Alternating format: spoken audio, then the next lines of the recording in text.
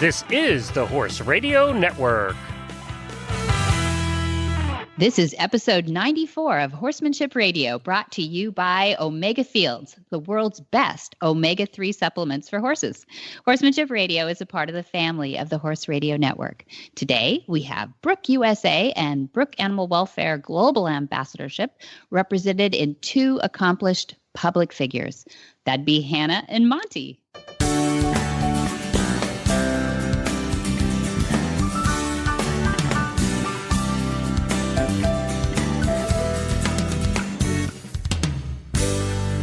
This is Debbie Laux, and you're listening to the Horsemanship Radio. Thanks for joining us. Horsemanship Radio airs on the 1st and the 15th of the month, and I have my producer, Coach Jen, with me today. Hi, Jen. Greetings. How are you doing?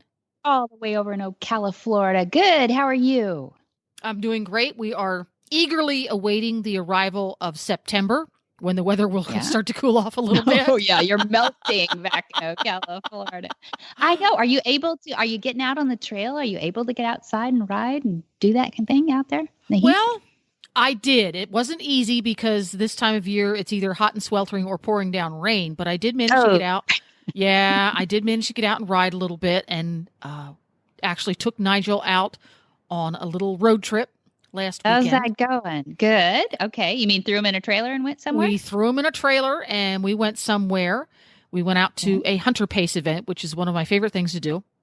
Oh, fun. Yeah. And unlike the last time when we went out, which was a total drama mess, this was a highly successful outing. We had a lot of new things happening. For the first time, I had to load Nigel up by himself and go and pick up a horse he had never met before. Oh, and then that's nice. Go to a destination. And we had never done that before. Yeah. How'd he do? Well, he did really great. He's not a great traveler. And he has a tendency to be afraid of horses when he first meets them. He's like, oh, you're going to kill me. But it went well. We offloaded. We did our thing. He was confident over his little tiny jumps the whole way around. Oh, okay. We traveled home again, unloaded the new horse, unloaded Nigel. It all went well. There was absolutely zero drama. Drama? What? None all day? Nothing to report? No drama all day. The only drama was when our riding companion, Kim's horse named Elvis, which was awesome. Elvis had a little bit of an issue as we went up to the start of the hunter pace. A hunter pace is a timed cross-country ride that you do in teams. And it's an optimum time test, not a fastest time test. And as we approached the starting line, you had to go through the separation between the cross-country course and the parking area, which was taped off with that skinny plastic tape that surveyors use. Oh, yeah. Uh-huh. And that kind of pink and... Yes, exactly, the pink stuff. Mm-hmm. And there was one little section that had no tape, so you could walk through to get to the starting gate. And poor Elvis, being a good, well-mannered ranch horse, was fully cognizant of the fact that when you have two posts within 6 feet of each other, you can be pretty sure there's barbed wire between, even if you don't see it. Oh, right. Oh, poor guy. Poor guy. He was very, very concerned about that. And his rider, Kim, was very smart, and he did not want to walk through that. And Nigel just strolled right through. He's never seen barbed wire in his life. He just walked right through there. She just turned him around and asked him to back up. And he said, well, sure, I can back up. I can do that. Isn't that funny? Through. So that was really the only drama of the day. And I thought to myself, what's different? What happened differently here? Yeah.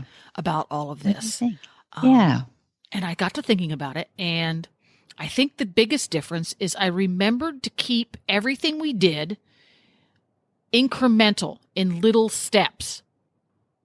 Okay. I didn't take anything and skip a step, and I didn't do anything in a different order than I normally would. Okay. I was going to say, what does that look like? So in other words, you didn't assume that he was going to make the leap from what to what? Exactly. It's just because you did these three tasks before doesn't mean in A, B, and C, doesn't mean I should go and today do them B, C, A. Right. Yeah. because that's not how horses like to work, especially one that you had Nigel, what, a year and a half now? How long have you had him? That? Yes, about a year and a half. And so he's still getting to know you. I mean, give your horses some breaks here, you know, that they are still learning your routine and their routine together. So you were thinking, I'm not going to cut any corners here. I'm going to take him through all the steps. What does that look like? Like, what's one a good example? Is that on the loading or? Well, for example, when we arrived at our destination, I unloaded Nigel first because whenever he goes away with Scooter, he always unloads first. Okay. Even though Elvis was used to being unloaded first when he goes away with other horses. We were very confident. It was your trailer. Yes. And we were very confident that Elvis would be mannerly because that's in Elvis's nature. He's very self-confident. He says, I got you. I trust you. Whereas Nigel lacks self-confidence. So we did that. And then when we loaded them back up, we loaded him first because he always loads first at home when we go away with the other horses. That's what two of the things. And also when I do load him, we always walk up to the horse trailer and he always has to kill the ramp with his hoof by beating on it. All right. And he has big hoofs. And he has giant hoofs. And whenever we practice trailer loading, we always walk up to the trailer ramp. We beat on it with our foot and we step on it. And then I back up. And when we step on it and then we back up so that we reaffirm that he can put his feet where I ask him to. It's comfortable. There's no drama. This is the way it is. So, he will move off the pressure of his dually halter. And I didn't skip that step when I loaded him. And I tend to do that because I get in a mental rush to get where I'm going. And I think that sets him off a little bit because he's like, no, that's not the way we do it. You always let me get on and off and on and off. So I feel confident that I'm not stuck. And then I go and skip that step. He puts his ears back and his eyes get big and there we go. Yeah. Good girl. Good girl. So you're telling me that actually it's not Nigel, it's between your ears that it was working for you. Of course it is. He reaps the benefits, but I got smarter. Right. Exactly. We got to stay on top of them too. And you don't tie your horse in the trailer before you put the butt strap on and the ramp up and everything, right? We do not. And that's something I learned way long ago. And something that I've learned from Nigel that really works well for him and it makes sense. The horse trailer is not giant. So once he is in it, there's just barely room for me to stand in front of him. Okay. So when we bring him into the horse trailer, if we let him, and I want to say asked because I don't ask, let him keep right on walking right up past the chest bar so that his face his chest is past where his chest is past where the chest bar would be because we have it disconnected. And then we put the partition across and then the butt bar and then ask him to take one step back so that the chest bar can be put in. He is so much more confident. That's nice. I love that you're figuring all that out for him. I hope listeners are listening to all these tips. I think we've given 2 good tips today, plus a lot of psychology. That was really good.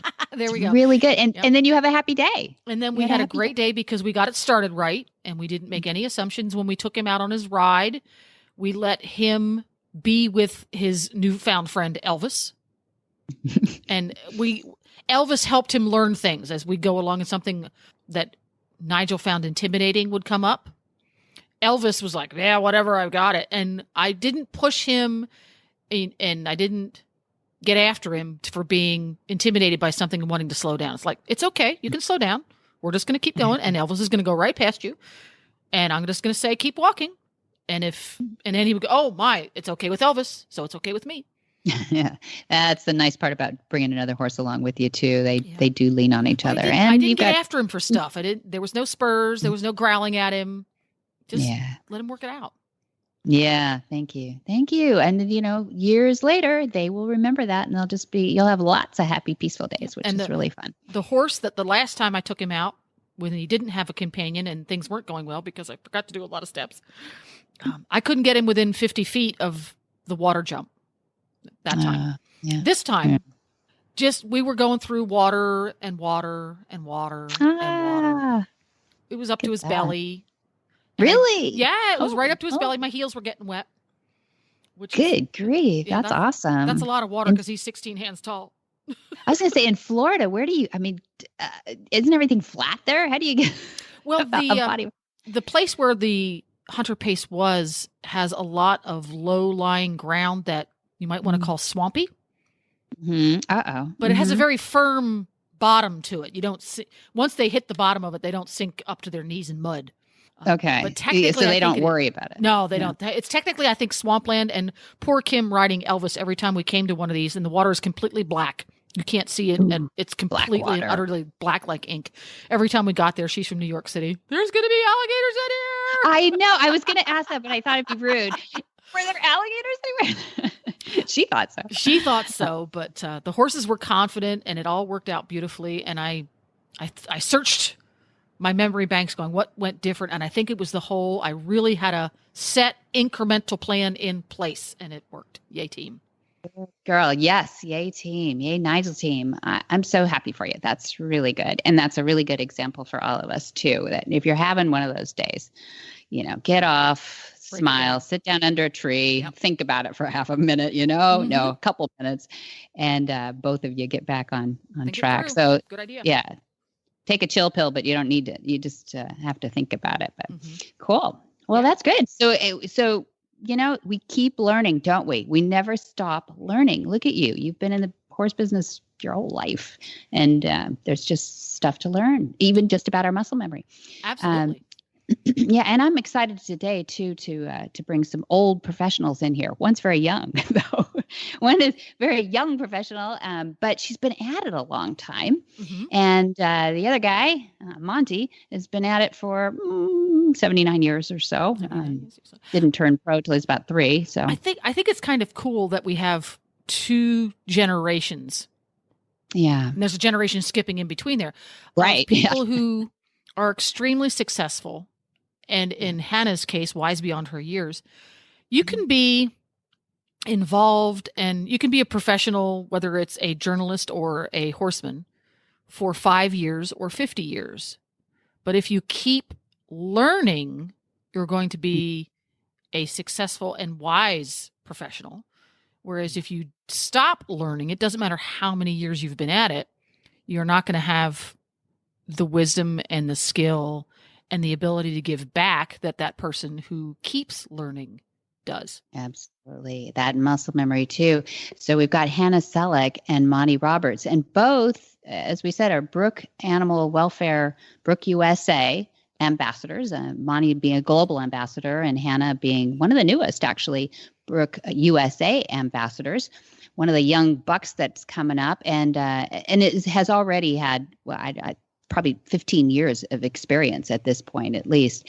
And, we don't give credit to those young persons sometimes who are out there, not only competing, but also training horses. And she's breeding horses in this case too, you have to give them credit. They're 15 years. They look young and they are young, but remember, they've been at it for a long time. So we tend to discount that and think, could they possibly? Yeah, they could. They absolutely could. And we're raising up this new generation of trainers that really care for their horses. And you'll hear it in both. I mean, that's why they're at Brooke USA and Brooke Global Ambassador, because they do want to give back. I mean, it must be hard to be a celebrity's daughter. This is the daughter of Tom Selleck, who, is interested in horses as well. But she grew up probably under a microscope a little bit that way. Sure. Yeah, I'm sure.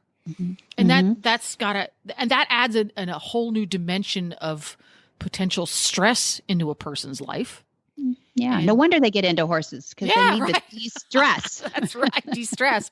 Yes, exactly. And I think it's really great that she's taking the success she's worked so hard to get with her equestrian career, and already at the very tender age is already taking that and giving back to the, not just the equestrian community, but the world community through the Brooke USA. That's kind of cool that somebody, because so many of us, I mean, I'm just now in my 50s and I'm just now starting to get 2 or 3 brain cells put together. That she's recognizing that and taking it and giving back versus taking that celebrity for lack of a better term, because she grew up in it and she's earning it in the horse industry and just keeping it for herself. She's using that to do good for others. Yeah. And I'm finding that's happening in this group of horsewomen and men too. At this age group, there seems to be a little centrifugal force there, which I love seeing because, a lot of clinicians or people that are competing at a high level, they can be criticized. The horse people can criticize. No, we're not judgy at all. No, not judgmental at all. But they can get a few Facebook posts that are not so nice. To say, oh, you're just in it for the money, or you're just in it for the recognition of, and you've got all the money to right. Prove anything you want to prove or do anything you want to do. Or in it for the ego, sure. That gets tossed around a lot. Sure. Yeah. For sure. But, if you peel back that curtain, you'll see, number one, they don't get where they get competing without working really hard. I know they might have some advantages, but when the rubber meets the road, you have to do the work. And they can ride. These gals, I'm seeing, the Jessica Springsteens out there too, and some of these people that are working hard on horses, and they love their horses. But Hannah, I hold up especially because being Brooke USA is hard work. I've seen the manual. They require a lot of work.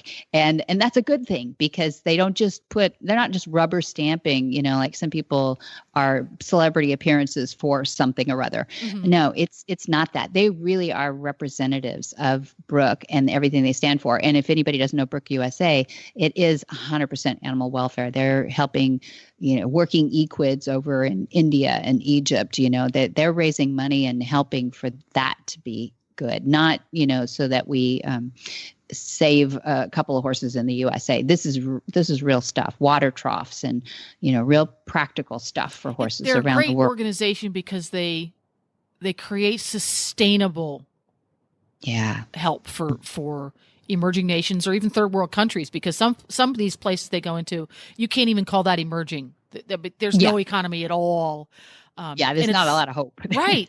And they create sustainable efforts and projects, and they include education, and all of that can then be passed down to their next generation.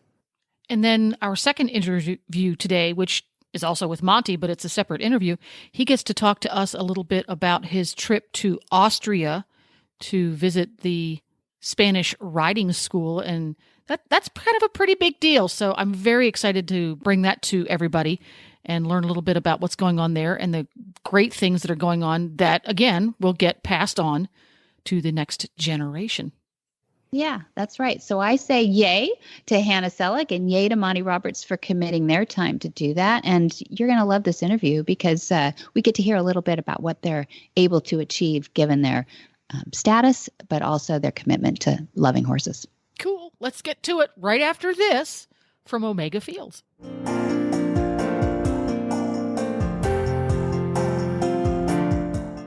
Your horse is your partner in sport, in leisure, and just in life. To keep him at his peak performance and optimal health, a solid nutritional foundation is key.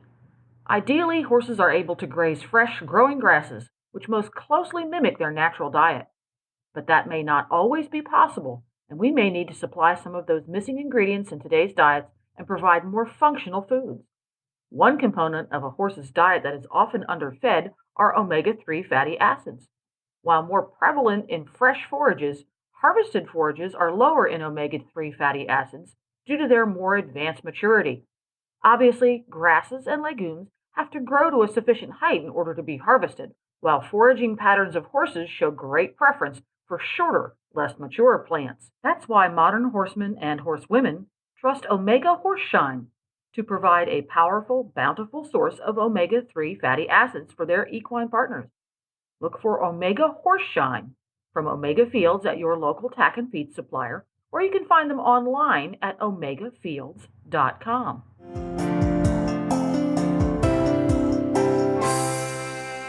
Hannah Selleck is showing at Grand Prix level and running her Descanso Farms breeding operation in California, focusing on producing top quality sport horses within the U.S. During her junior career, Selleck won the Team Silver Medal at the 2005 Prix de States Junior Jumper National Championship. In 2006, she won the team silver medal at the 2006 NAJYRC and then was reserve champion in the 2007 USEF Hunt Seat medal finals.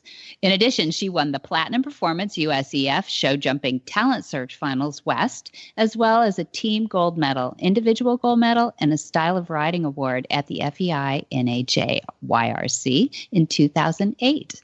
As a high-profile equestrian active in the international arena, Selleck hopes to raise awareness of Brooke USA's charitable work and to make a difference in the lives of working equines. Well, welcome, Hannah Selleck. I'm so excited to have you on this show. How are you? I'm well. Happy to be with you guys today. Well, thank you for taking the time out. You're a busy lady. We are we've introduced you as Grand Prix level, so everybody knows that you are in the middle of your summer and how busy you must be, and then also the farm, and you've got your business side of it too. So you are keeping busy. But we wanted to just get to know you a little bit. We've mentioned that you're a Brooke USA ambassador, newly named now. And so we want to know who our Brooke ambassadors are. And we have Monty Roberts on the phone too, who's a Brooke Global ambassador. You want to say hi, Dad? Hello. Hi, Dad. Yeah. Hi, Dad. Yeah. And I'm going to have you two talk a little bit about the Brooke after we get to know you a little bit, Hannah. Is that okay? Yeah, that's great. Yeah.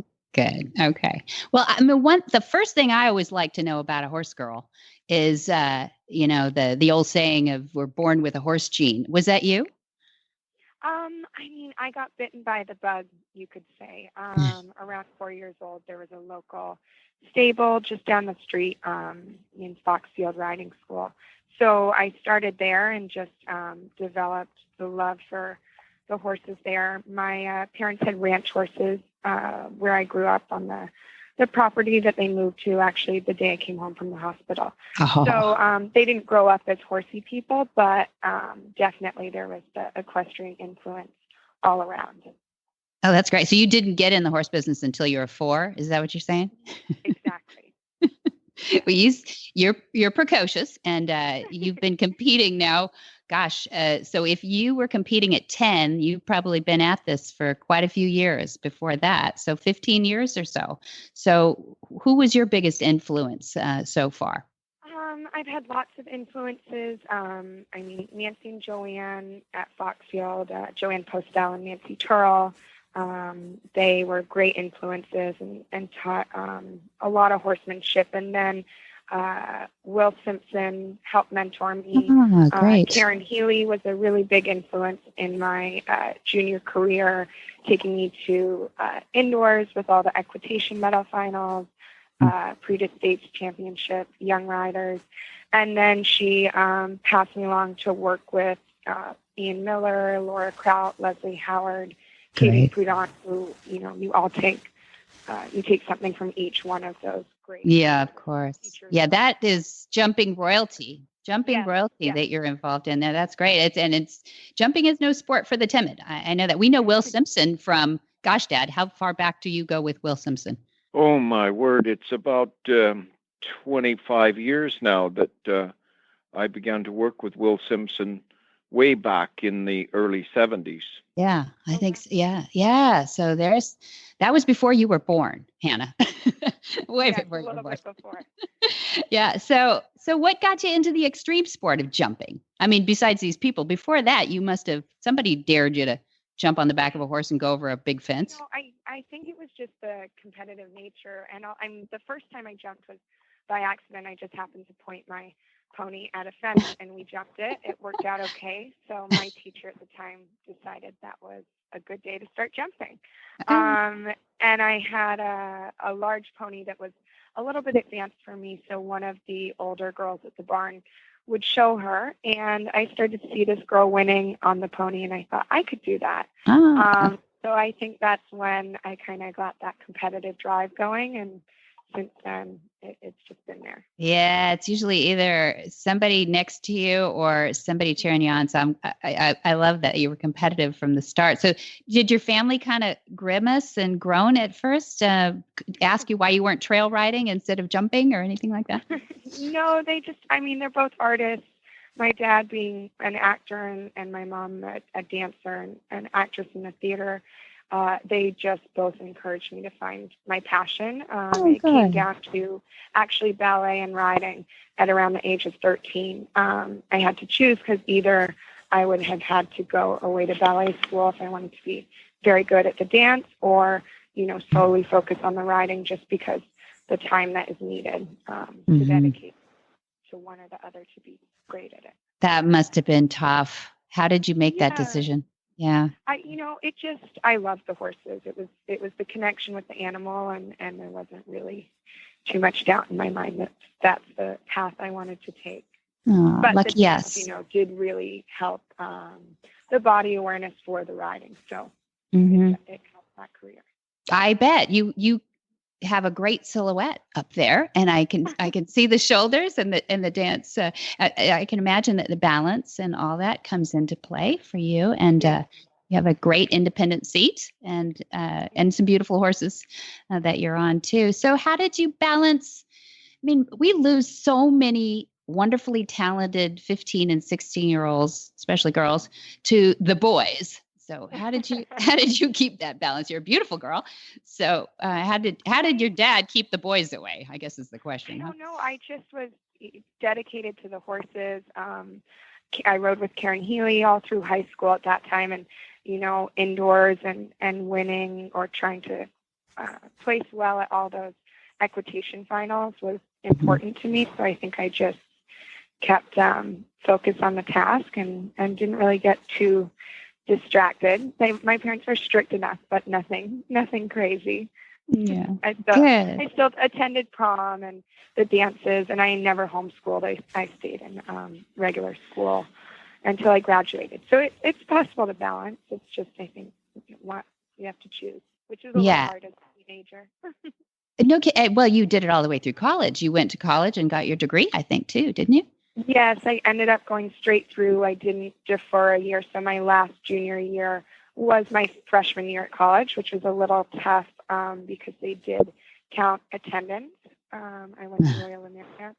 So I couldn't miss too many days. Otherwise, I would be failed from the classes. So that was a bit tough, but it teaches you skills that you can use all through life. So I encourage any of the younger girls I talk to, encourage going to school, trying to stay in school, and just juggle both because you learn more from that, I believe. Yeah. Well, you're inspiring. You really are inspiring, because there's a lot of people who would say, hey, you could be doing 15 other things, probably none of them that well, but you could really be spreading yourself thin or doing nothing at all. And I'm glad that you're inspired and competitive to go down that road. You inspired, actually, a question we have a head instructor at our school, and our producer, Glenn, can probably cue this up for you. She is Irish, very Irish. Her name is Claire Conahan from Ireland, but she is right now shepherding our school. And actually, she's on the Gentling Wild Horse course with Dad right now. And they've had 2 weeks almost till tomorrow with some BLM Mustangs. And it's just been so amazing. And I was sitting next to her the other day and I said, do you have a question for Hannah? And she said, yes, I do. I'm glad you asked. And she recorded it. And so see if you can understand this. It's basically, she was inspired by the Brooke as well. And the Brooke is, as people know, it was founded 80 years ago by Dorothy Brooke, in a lady from England, but she was off in Egypt trying to save these horses that had been left behind in the war. And so Claire's really familiar with Brooke as a global entity, and of course, Dad being the global ambassador. But Brooke USA is the one who's taken you on as their ambassador. And so Claire wanted to ask you this question. Hi, Hannah. My name is Claire Conahan. I'm a certified instructor for Monty Roberts from Ireland. I know that Old Bill was the horse that left the biggest impression on Dorothy Brooke's heart and became the mascot of all of her work. For Monty, it was Shy Boy, and for me, it was a racehorse called Slayer, who inspired me to become an instructor of Monty's methods in order to help people and other horses like him. What was the most inspirational horse throughout your career, and why? Could you hear that okay? Yes, I did. The most inspirational horse I've been lucky enough to have quite a few. But the one I find that has the biggest heart that I relate to the most is my junior jumper, Bauer, who took me from the meter 40 into my first World Cup qualifiers. I won double gold on him at the Young Rider Finals. And just when you have a horse with such heart that tries every time it goes in the ring to jump a clear round and keep you safe and do the best it possibly can, it's such a connection. And that's I mean, the real inspiration there for these groups that benefit horses and working equines. Yeah. Wonderful. I knew you'd have an answer. I knew you would have an inspiration, and I'm really glad you shared that. Yeah, I'm really glad you shared that. But I am glad that you've taken up the reins of being an inspiring person yourself, and made the call to Brooke USA to become an ambassador. And I know it's hard work. People might think, oh, that's just a name tag you get to wear. But I've seen the manual. It's pretty extensive what you do for them and what you promise to do for them. And I hope that you will inspire others. I'm sure that will happen by just being in that position. So tell us a little bit about, I'd love to bring Dad into this conversation too, but first tell us a little bit about how you decided to become a Brooke USA ambassador. We'll be right back after this word from Cavallo. Hi, Carol Herder here, president of Cavallo, home of the world's most trusted and popular hoof boots. You know, one of the most interesting parts of what I do is the many horsey stories I get to hear. Most of them are really uplifting. Some are stories of challenges, and a few are downright sad. Recently, a wonderful woman took the time to approach us at a show to share a story about her horse who went down in quicksand. It started out as a really scary story. We were holding our breaths, waiting for the outcome, and it turned out wonderful. They winched the horse out relatively unscathed, albeit, a little traumatized, and everyone standing around were super amazed that he still had his Cavallo hoof boots on. Scary story with a good ending. Another testament to Cavallo. If you don't have a pair for your horse, it's time.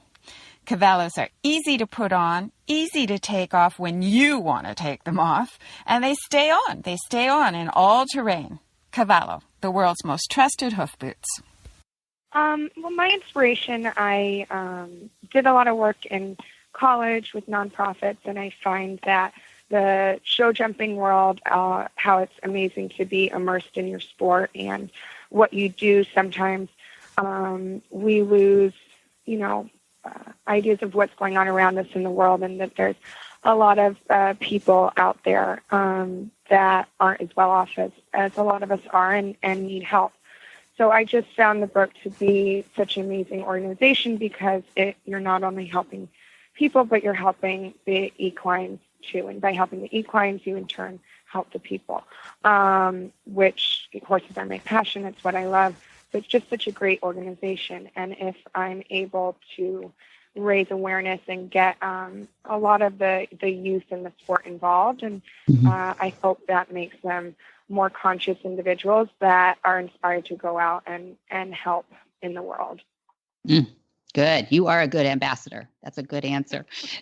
And do you want to go on one of their trips? I know that Dad went to India, and he can tell you about that. Yes, but I would love to go. They're going to Guatemala. I can't with my show schedule in August, but hopefully the next trip I'll be able to make, because I'm dying to go see firsthand the projects that are going on and just really get that impact to go make more of a difference. Yeah. And I'll bring Dad into this too. Now, Dad, what was the impact on you? Here you are at that point, you're almost 80, I think. And you probably seen it all. How did it impact you? What do you mean I'm almost 80? Well, no, at the time when you went to India. I know how old you are now. I see. When I went to India, I was about 80. Yeah, I guess I was 80. And, was it impactful? Maybe Hannah would appreciate what I'm going to say, because what I noticed in India was that the entire horse industry was man-made and man-manned. And the women were really put to the back of the line. It was quite a shock for me because when I was a child, if there were 30 kids in the class, 28 of them were boys. In the show ring? Now, yeah, that's true. 28 of them are girls. Mm-hmm. So the girls have taken over the horse world. There's no question about that. And I kept asking over there in India, where are the women in this thing? Why are these guys working a horse till the blood's running down to his knees from a collar that doesn't fit him right? Where are the women in this thing? They won't do this. And I instituted a direction for the Brooke to go, whereby the wives took care of the animals at home, and the men signed off that the wife could feed and care for the animal at home, and that they would take the animals off to work. Mm. And what's happened is those women are starting to say, you will not treat little Freddie like this. Might be a little donkey with sores all over him, you know. Right. And it's horrible. But the women are nurturers. They're carers of, and they will remain that. And I find that the women are much more responsible for keeping up the good health of the horses that we find in these third world countries. And the Brooke is heavily going into that area now. And we're taking in female veterinarians and stuff to really, you know, emphasize the value of the female in the horse industry. Mm-hmm. Yeah, absolutely. And you'll see that too, I think, Hannah, that the impressions that the ambassadors make, that you've come all that way to see their work, you know, you almost needn't say much. Just the fact that you're acting in that way is just a miracle to them. Yeah, it is. And, you know, a lot of them have read about me because my books have been translated into so many languages. Mm-hmm. And they think of me as a celebrity. I'm not. I'm a cowboy, simple, plain. But they think of me as a celebrity, so they kind of starstruck, you know. And when I say that the wife should take care of the horses, they okay. And it works. Mm-hmm. Mm-hmm. Yeah. So is Guatemala probably the one you're going to go to, Hannah? I don't think I'll be able to make Guatemala. But they do it regularly. And what's the one that you think you can go to? I haven't heard the options yet. Okay. Guatemala is the one in the works right now. It just conflicts with one of my weeks. Yeah, I remember Nick Roldan went down there, and I guess Polo. He's Brooke USA, and I can't believe how many they really have. Some awesome people in Brooke USA now. It's amazing to me. And Dad you were so fortunate, Dad, to have a global ambassadorship early. I think you were the first one, or maybe the second. But Brooke USA is really, I mean, you'd think that USA, we wouldn't be as cognizant of so many international issues. But I mean, how is it that you had the impression that we really needed to help our international equids, they call them? Hannah? Are you talking to me? Oh, sorry. I threw that out to Hannah first. Sorry. That's fine. I mean, it's such a global world now. Everyone's international. All the riders travel internationally. Yeah. So I don't really think of it as separate. It's just helping the greater good, wherever that may be. Yeah. Good. That's great. Well, Dad, any words of wisdom for Hannah as she embarks on her ambassadorship? Yeah, I just would add to that one that my influence to go Brooke was instructors and students of mine in the UK that went on these trips to India and Pakistan and other countries and came back and told me stories about those places. And so I expressed an interest in them, and the Brooke said, we're making you the first global ambassador. Mm-hmm. And off I went to work. Yeah. I just got back from a polo extravaganza that Hannah may know about, which Nick Roldan sponsored, and it was just south of London in England at a very swanky polo club. What I displayed there, Hannah, was how horses can help our veterans suffering from post-traumatic stress. And I had 2 veterans, and they were just from heaven. They really did a good job, and the people loved it. And William Foxpitt even came around and said, "Oh, I thought join up was this way or that way, but watching this, I'm all for you." And now we're putting together a meeting of Foxpitt and Charlotte Dujardin and Carl Hester. We're going to try to get together also with Zara Phillips, and we're going to try to get a little more foundation under anonymity of these disciplines, to the extent that one respects the other and knows a little more about the other, and we can help internationally that way. That's such a great group and great initiative. Yeah, you know those names, and they're that have really, paid their dues and done the thing that horses would look for them to do, and we're meeting their needs, I think. And I don't know if you know it, but Hannah, I don't know if you realize that I just came back from the Spanish riding school in Vienna, where they have the Lipizzaner horses. Did you know that? No, I didn't. That's amazing. I've always wanted to go. Well, I'm the first human being in history that's been called in to show them a different way than they have done for 465 years. Wow, And what a privilege that was, a real honor to have them do that. And they took me in like a long-lost son. They really treated me with the greatest of respect, and I think they liked what they saw. And they're asking me to come back now and get into the training areas of the Lipizzaners. Yeah. Wow, that's amazing. Yeah, I think they saw harmony with the horses, and I definitely think, Hannah's seeing it, I know, in the direction that the Brooke is taking, and harmony with horses is what won the Olympics for Charlotte Dujardin in the dressage, and it's just fun to see people really looking at equine behavior now and wanting to partner with our horses, and finding that competitive and balance as a partner too, right?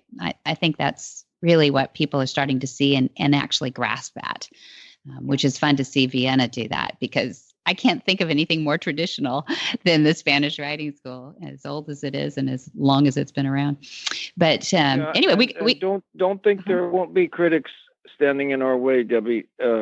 It'll happen, but gradually the world is becoming more aware of the fact that violence is not the answer. Mm-hmm. That's right. And we've got to get Hannah up there to experience a join up sometime. I don't think you guys are too far apart. No. Would you? I'm based let's back do in that. California now, so that would be lovely. We got to get you experiencing that. Yeah. You don't carry a rifle with you, do you?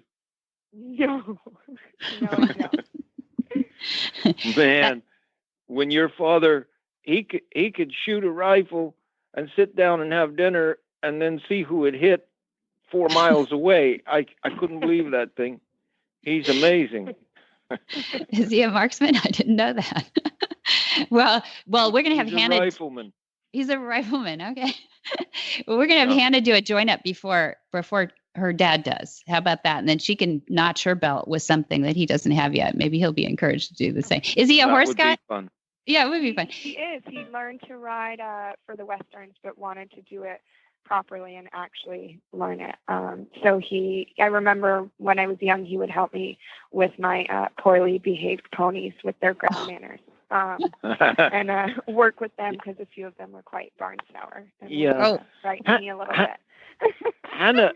Hannah, did you know Dr. Robert Miller? No, I did not. He lived near you. And he lives near you. He lives near you. He's still here. Yeah, no, I know. But when she was growing up, I think they were fairly neighbors. And Dr. Miller was a veterinarian. He's retired now, but he was a veterinarian that developed full imprinting. Yeah. Yes. And I worked with him heavily on that when he was first learning his skills with imprinting foals at birth time. Actually, that rings a bell now. I remember my mom, I think, I don't know if she worked with him or with his material, because when we had our foals, we just bred our ranch horses, the Western horses, and we did all the imprinting with the babies at the house. I was quite young, but I do remember some of it. Cool. Well, Dr. Miller was the one that the BBC brought in to oversee the medical needs of Shy Boy when I did the Shy Boy documentary, which was to cause him to accept his first saddle, bridle, and rider in the wild with no fences or anything. And Dr. Miller was the veterinarian in charge for the BBC on that. So we have some mutual friends. Absolutely. Yes. In fact, the 20-year anniversary is coming up August 3rd. By the time people hear this, it will have happened already. But it's been 20 years since the adoption in the wild, since the gentling. And Dr. Miller is coming back for a dinner at Flag Gazette Farms. And you're invited, Hannah. There you go. August 3rd at the farm. Oh, it'd be fun. So people are coming from all over the world that were kind of involved in that at the time, and have a big barbecue. I didn't know that. Yes. Well, you haven't asked, but Mom and I are planning a party. So, so it'll be fun. Yeah, it'll be fun. It'll be fun. And I can't believe it's 20 years. I cannot believe it's been 20 years. And the guy looks great. Shy Boy looks not a day over 15, I'd say. Oh. Same age as Hannah. Yeah, it's true. In horse, a little bit older. Horse year is a little bit older, but anyway. But Hannah, thank you so much for your time. Thank you for being part of Brooke USA, and definitely committing and setting the model for people out there who can help. And I appreciate your time here, and I hope you'll come back to Horsemanship Radio and talk to us again. Great. Thank you for having me. It was so much fun. Good to meet you this way, Hannah. Look forward to meeting you in person. Likewise. Thank you. Okay. Bye. Whisper the language of the herd. Listen, you don't have to say a word. It's time for Jamie Jennings to fetch an email from Monty Roberts' inbox and share a morsel of Monty's wisdom in a little segment we like to call Ask Monty. Leave this world a better place and learn the magic in the language of the herd. Dear Monty, when trailering a horse, what type of halter should I use? I have been told not to use a rope or nylon halter or head collar, but to use a leather halter.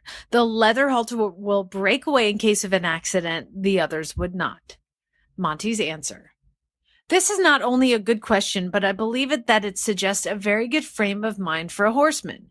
You are obviously quite concerned for the health and safety of the horse, and that is an admirable quality. Often people will talk a good game where these things are concerned, but then not bother to use appropriate procedures that will indeed improve the chances of your horse staying safe in challenging circumstances. I often say that transportation is one of the most critical areas in the horse's existence where safety is concerned. Regarding the need for a means of breaking away in the trailer, there are several solutions which I believe to be far better than choosing a breakaway halter. A very simple one is to tie a short length of baling twine to the tying up ring and secure the lead rope to this.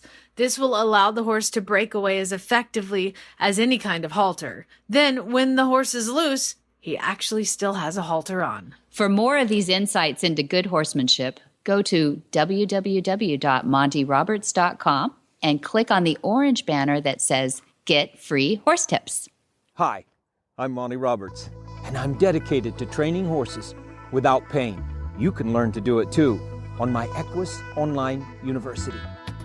Western, English, the beginner, or the advanced rider. It doesn't matter. You can connect with other students online too, on our forum, and there's a new lesson every week. It's a lifetime of learning for you on my Equus Online University at montyroberts.com. What in the wide, wide world of sports is going on here?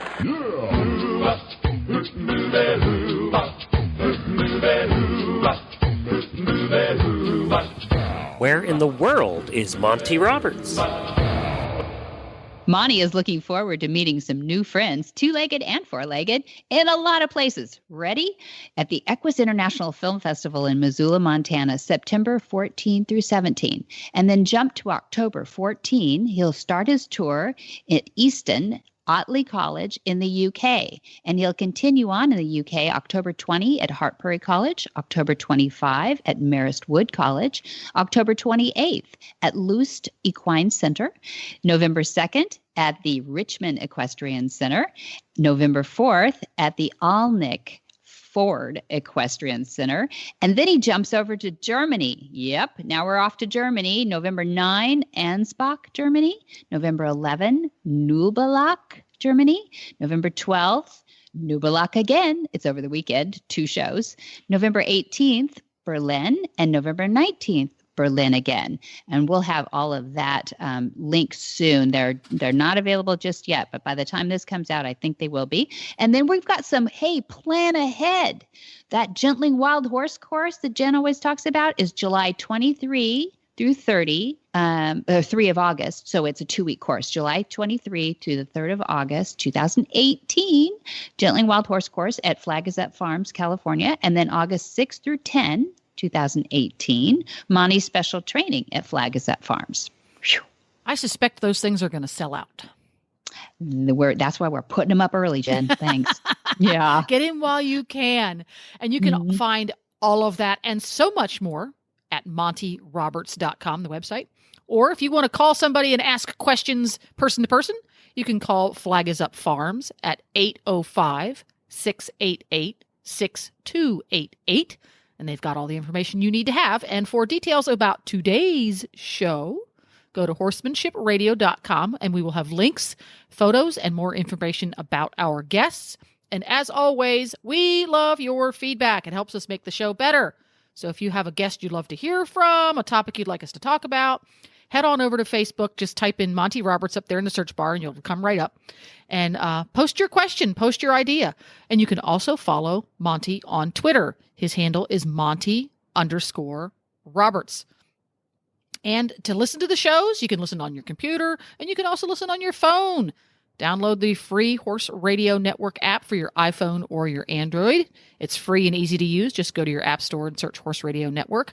Or you can subscribe via iTunes. Or you can just use your favorite podcast player like Stitcher or the like. All of those work. Yep, they do. And many thanks to our sponsors, Omega Fields, Cavallo Horse and Rider, and Monty's Equus Online University. Be sure to visit the other great shows, too, on the Horse Radio Network at www.horseradionetwork.com. Until next time, have many happy horse hours.